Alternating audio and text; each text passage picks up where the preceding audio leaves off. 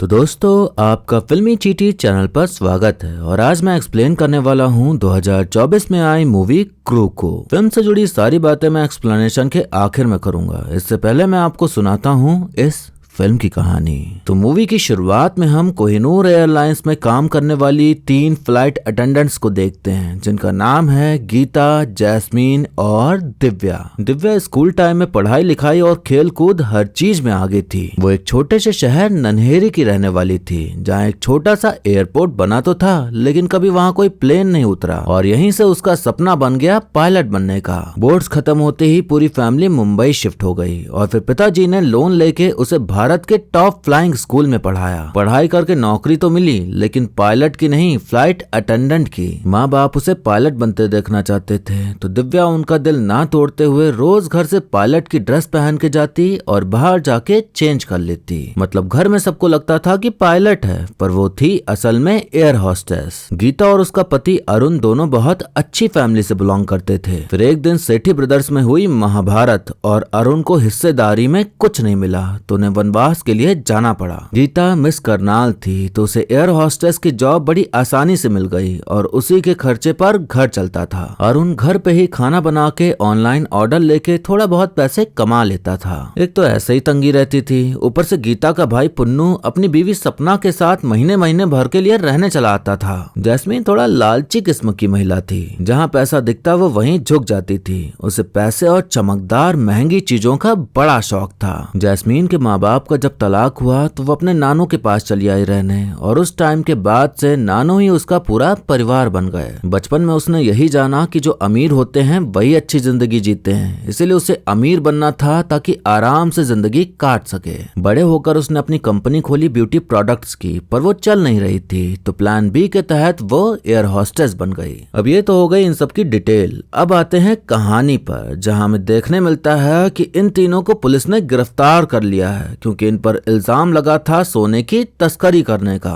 कहानी 6 महीने पीछे जाती है जहां सभी परेशान थे क्योंकि उन सबकी महीनों से सैलरी नहीं आई थी और कोई उम्मीद भी नहीं दिख रही थी आने की। इंटरनेशनल एयरलाइंस का जो डेली अलाउंस मिलता था उसी से उनका गुजारा हो रहा था। अब एक दिन उड़ान भरने के थोड़ी देर बाद प्लेन के कैप्टन रघुवंशी जी को दिल का दौरा पड़ता है और वो लुढ़क जाते हैं। सीपीआर देने के लिए गीता उनकी शर्ट खोलती है तो जो दिखता है वो देख के उन तीनों के होश उड़ जाते हैं। उनके शरीर पर सोने के बिस्किट बंधे हुए थे, मतलब दद्दू सोने की तस्करी करते थे। जैस्मीन के अंदर छुपा लालच का शैतान जाग उठता है तो वो कहती कि चलो ये सोने के बिस्किट हम रख लेते हैं, सबकी दिक्कत सॉल्व हो जाएगी। पर गीता और दिव्या का मन नहीं मानता ऐसा करने का। अब इस केस की तहकीकात करने कस्टम ऑफिसर जयवीर आता है तो दिव्या को वो पहले से ही जानता था क्योंकि कॉलेज में उनके बीच गहरा संबंध था। तो इतने साल बाद उसे देख वो काफी खुश होता है। दोनों में बातें होती हैं, नंबर का आदान प्रदान होता है और जयवीर फिर कभी मिलने की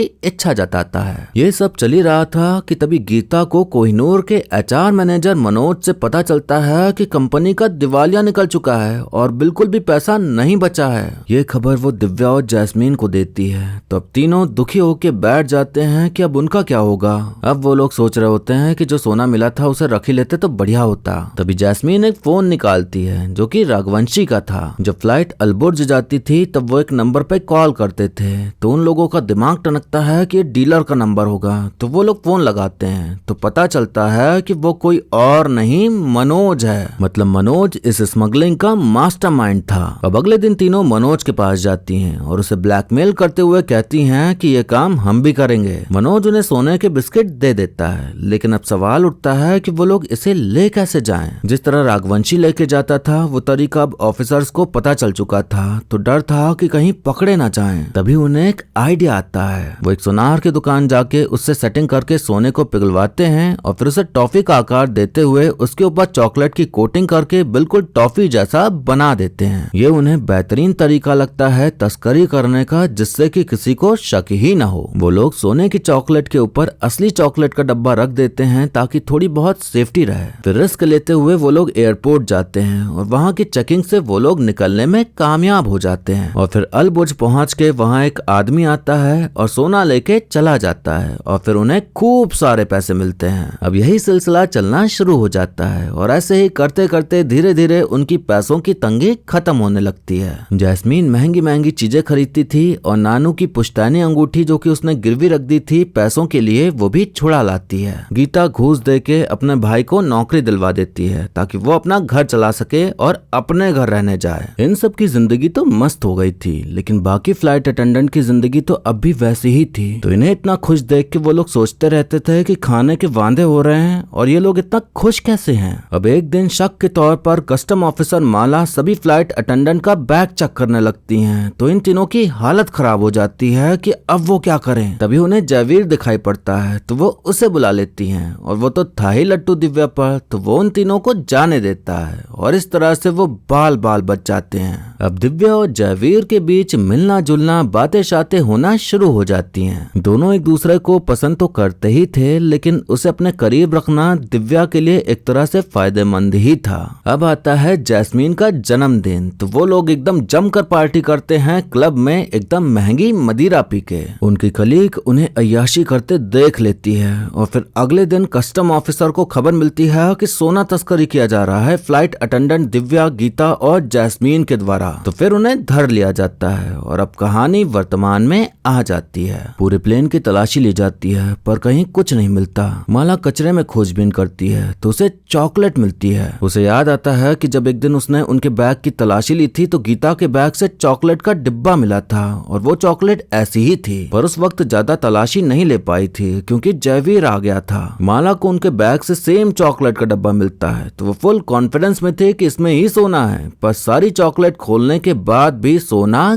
कहीं नहीं मिलता। यहाँ हमें दिखाया जाता है कि उन्हें पहले ही खबर मिल गई थी कि पुलिस को कोई टिप मिली है, तो उन लोगों ने सोने वाले चॉकलेट के डिब्बे को प्लेन में ही छुपा दिया था। सीनियर कहते हैं कि इन तीनों को जाने दो, शायद टिप गलत थी। तो माला कहती टिप गलत नहीं थी, इन्हीं के जैसे एयर हॉस्टेस टाइप की किसी ने टिप दी थी और इन चारों को वो अच्छी तरह से जानती थी। माला ने चारों बोला, चौथा मनोज था, तो उन्हें उस पर भी शक था कि वो भी मिला हुआ है, पर अब सबूत नहीं थे तो वो तीनों आजाद हो जाती हैं। आजाद तो हो गए, लेकिन जिस प्लेन में उन्होंने सोना रखा था वो प्लेन उड़ गया और भारी नुकसान हो गया। वो लोग जेल जाते जाते किसी तरह बच गए। दिव्या जैस्मीन पर सब थोपने लगती कि इसकी बात ही नहीं सुननी चाहिए थी, तो अब उनके बीच बहस हो जाती है और बातचीत बंद हो जाती है। गीता का भाई पुन्नू एक नंबर का पियक्कड़ था, नौकरी जो दिलाई वो छोड़ दिया और इधर उधर से पैसे लेके बस दारू पीता रहता था। गीता उसे उसके पर्स से पैसे निकालते देख लेती है तो पन्नू बहस करते हुए अरुण को ही उल्टा सीधा बोल देता है कि तू तो अपनी बीवी की कमाई खाता है, आज तक किया ही क्या है। तो गीता उसे थप्पड़ मार के भगा देती है।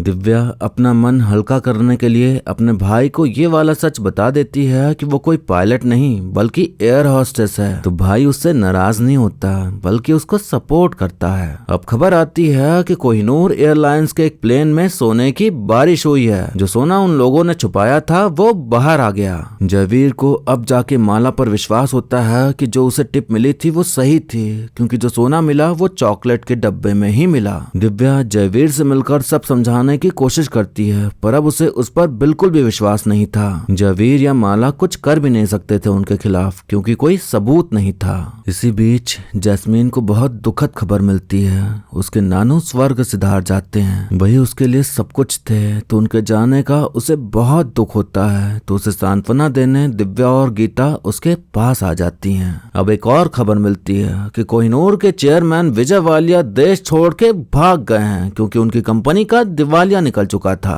पूरा स्टाफ सदमे में आ जाता है कि अब उनका क्या होगा, उनका घर कैसे चलेगा, और जब तक सैलरी नहीं मिली थी कैसे गुजारा करेंगे वो। उन तीनों को लग रहा था कि कस्टम ऑफिसर को टिप देने वाली उनकी कलीग है, पर पता चलता है कि उसने किसी को कुछ नहीं बताया। उसने नहीं तो फिर किसने बताया। वो लोग थोड़ा दिमाग लगाते हैं तो उन्हें याद आता है कि माला ने कहा था एयर हॉस्टेस टाइप की किसी ने टिप दी थी, मतलब एयर हॉस्टेस है नहीं थी, और थी में आती थी मनोज की बीवी सुधा। वही थी जो इन तीनों को और मनोज को अच्छे से जानती थी, तो अब वो लोग उसको पकड़ते हैं। सुधा ने ऐसा इसलिए किया था क्योंकि उसे अपने पति के चक्कर के बारे में पता चल गया था, जो कि फिरंगन थी और सारे पैसे वो उसी के ऊपर लुटा देता था। तो उसने सोचा कि कुछ दिन जेल की हवा खाएगा तो सही हो जाएगा। यानी कि पति पत्नी के लफड़े में ये तीनों भी फंस गईं। गीता पूछती है कि इतना सारा सोना मनोज के पास आया कहां से? तो सुधा यहाँ राज खोलती है कि ये सोना उसका नहीं बल्कि कोहिनूर एयरलाइंस के चेयरमैन विजय वालिया का है। वो कई सालों से अपना काला धन अलबुर्ज भेज रहा है सोना बना के। इन तीनों को बहुत गुस्सा आ रहा होता है कि एक तो सैलरी नहीं मिली, ऊपर से हम ही उसे देश से भगाने में भागीदार बन गए।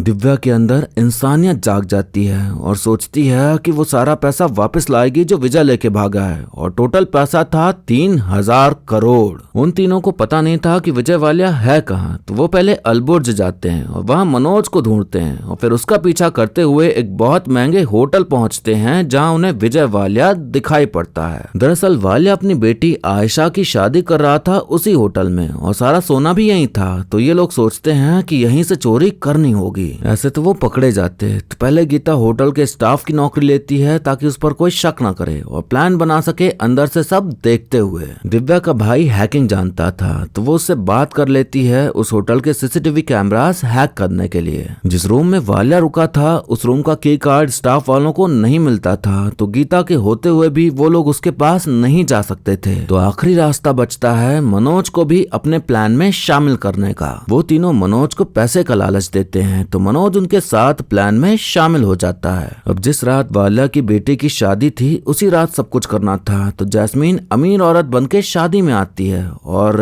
गीता तो होटल में थी ही पहले से। दिव्या सफाई वाली बनके सिक्योरिटी रूम में घुसती है और पेन ड्राइव लगा देती है। तो अब उसके भाई का काम शुरू हो जाता है सीसीटीवी कैमरास हैक करने का। जैस्मीन वालिया से की कार्ड चुराने में कामयाब हो जाती है। तो वो तीनों जल्दी से उसके रूम में जाते हैं, पर वहाँ सोना था ही नहीं। बेचारी तीनों ने इतना प्लानिंग प्लॉटिंग करी पर सब फेल हो गया।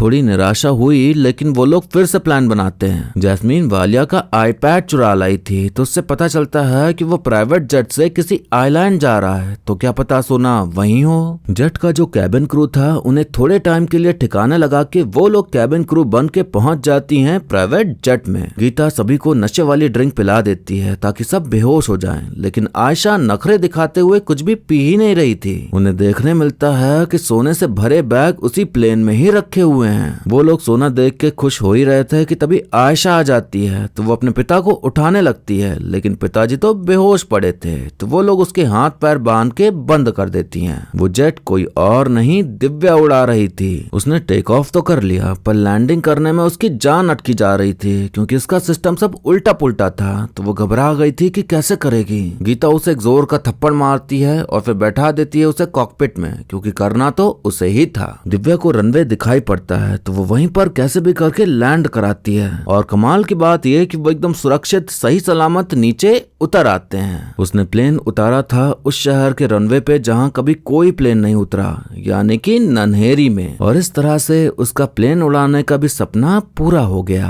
वहाँ 4 बैग थे, तो ये तीनों 3 बैग लेके एक छोड़ देती हैं पुलिस वालों के लिए, और फिर विजय वालिया को गिरफ्तार कर लिया जाता है। उनके इस प्लान में जयवीर भी शामिल था, क्योंकि वो जानता था कि इस बार उनके इरादे गलत नहीं हैं। कोहिनूर एयरलाइंस में काम करने वाले जिन जिन लोगों को भी पैसों की किल्लत थी, ये तीनों उन सभी को थोड़ा थोड़ा सोना दे देती हैं ताकि वो अपने कर्जे चुकाएं, अपनी जिंदगी आगे बढ़ाएं। मनोज को भी हिस्सा मिल जाता है, तो वो फिरंगी छोड़ घर वापसी कर लेता है। तो सुधा सोना देख उसे फिर से अपना भी लेती है। सब अच्छा हो गया, सब सही हो गया। गलत को सजा मिली और दुखी लोग सुखी हो गए। और फिर इसी कहानी के साथ ये मूवी यहीं पर खत्म हो जाती है।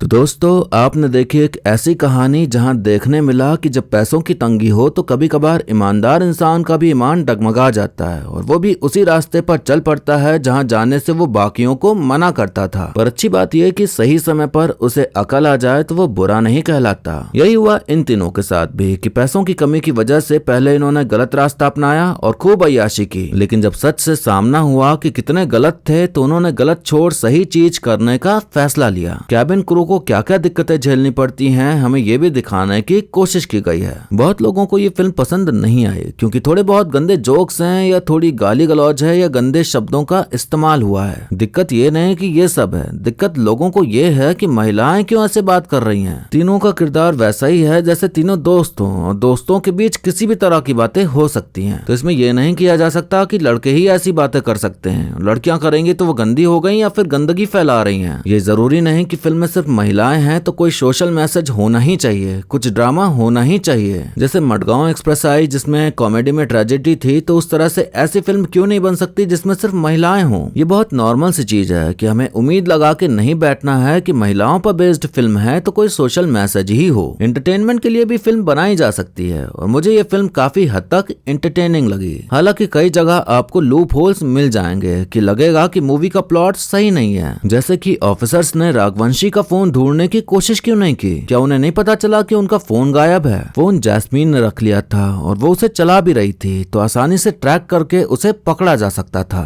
फिल्म में एक बात बड़ी अजीब लगी कि सोना ढूंढने के लिए सब चॉकलेट खाते हैं। खाते क्यों हैं? उसे तो फोड़ भी तो सकते हैं ना। लेकिन सीन को कॉमेडी बनाने के लिए ऐसा किया गया जो कि कॉमेडी कम बेवकूफी ज्यादा लगता है। एक्टिंग की बात करें तो करीना कपूर खान, कृति सैनन और तब्बू जी तीनों ने ही बढ़िया काम किया है। तब्बू जी मुझे सबसे ज्यादा अच्छी लगी। जब भी कोई फ्रस्ट्रेशन भरा या ट्रेजेडी भरा मोमेंट आता है तो उनके रिएक्शन एकदम नेचुरल निकलते हैं। फिल्म में महिलाओं का हक या मर्द की बराबरी करने की सोच को ना दिखाते हुए जैसे एक महिला रहती है अपनी आम जिंदगी में वैसा ही दिखाया गया है। वो कमाती है, अपनी फैमिली की फिक्र भी करती है और उनको खुश रखना चाहती है। ऐसा नहीं दिखाया कि दारू पियो, सिगरेट पियो, मर्द को गाली दो और बन गई मूवी महिलाओं को सशक्त दिखाते हुए। असली एम्पावरमेंट तो यही है कि जो बाधाएं आती हैं उनको पार करते हुए अपने लिए और अपने लोगों के लिए चीजें करो। मतलब ही ना बन के सबके लिए सोचो और सबकी खुशी में शामिल हो। अब ज्यादा कुछ है नहीं कहने को, तो वीडियो यहीं पर खत्म होता है। लेकिन जाने से पहले आप बताइए कि आपको मूवी की कहानी और मेरा एक्सप्लेन करना कैसा लगा। आप वीडियो को लाइक या डिसलाइक करके भी अपनी प्रतिक्रिया दे सकते हैं। ऐसे ही अच्छी मूवीज की एक्सप्लेनेशन देखने के लिए आप हमारे चैनल को सब्सक्राइब कर लीजिए ताकि नया वीडियो आते ही आप तक खबर पहुंच जाए। अगर आप मुझसे कुछ बात करना चाहते हैं या कुछ कहना चाहते हैं या कुछ बताना चाहते हैं या कोई भी बात हो तो आप मुझे इंस्टाग्राम पर फॉलो कर लीजिए, वहां मैसेज कर दीजिए, मैं आपको रिप्लाई जरूर करूंगा। बाकी मिलते हैं अब अगली वीडियो में, तब तक के लिए टाटा बाय बाय और नमस्ते।